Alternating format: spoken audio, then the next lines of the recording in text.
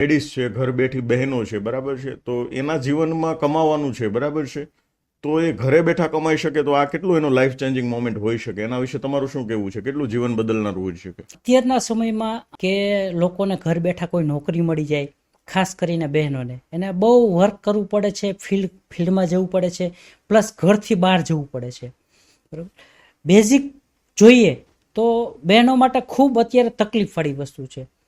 તો આ બધી વસ્તુ એવી છે કે અમારો જે પ્લાન છે તો બહેનોને ઘર બેઠા અમે ઇન્કમ કેવી રીતના કરાવી શકીએ તેના મોબાઈલથી એનો આખો પ્લાનિંગ અમારી પાસે છે. અને અમે લોકોને વધારેમાં વધારે, ખાસ કરીને બહેનોને